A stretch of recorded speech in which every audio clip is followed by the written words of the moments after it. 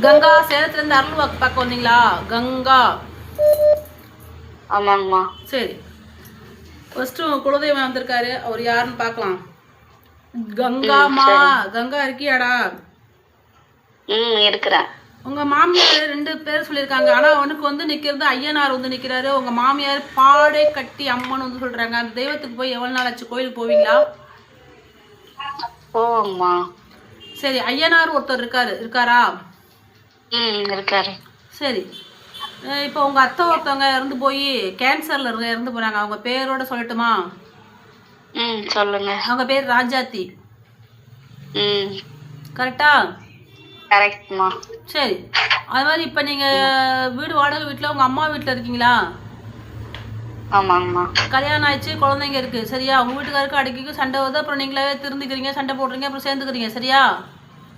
ஆமாங்கம்மா. அது மாதிரி உங்க வீட்டில் உங்க கொழுந்தனார் உங்க மாமியார் இடம் பிரச்சனை கொஞ்சம் இருந்துட்டு இருக்கு. இன்னும் உங்களுக்கு நான் தனியாக எதுவும் தரவே இல்லை. ஆமா.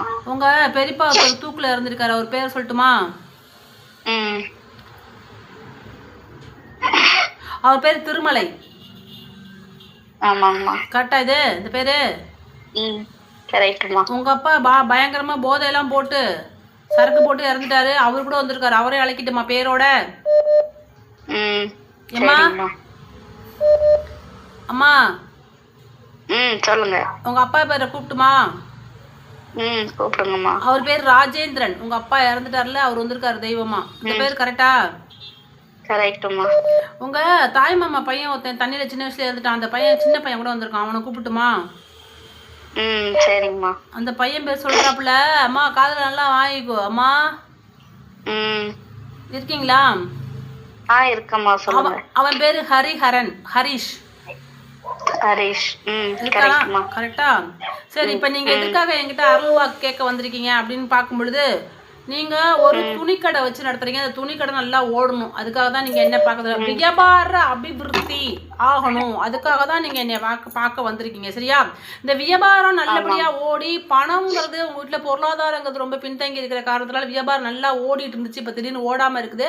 அதை நல்லா ஓட வைக்கணும். அதுக்கு ஏதாவது தாந்திரிக பரிகாரங்கள் இருக்கா, இல்ல மந்திரங்கள் இருக்கான்னு என்னை கேட்க வந்தீங்க, சரியா? இதுதான், மற்றபடி எதுவுமே இல்லை, சரியா? சரி, நான் வந்து உங்களுக்கு இன்பாக்ஸ்ல ஒரு 2 மந்திரம் 2 பரிகாரம் சொல்லி தரேன், அதை ஃபாலோ பண்றியாமா? பண்றேம்மா. ரொம்ப நன்றிமா. நன்றிமா. திருப்தியா இருக்கா? திருப்திமா எனக்கு. நன்றிடா தங்கம். நன்றிமா. தேங்க்ஸ்மா.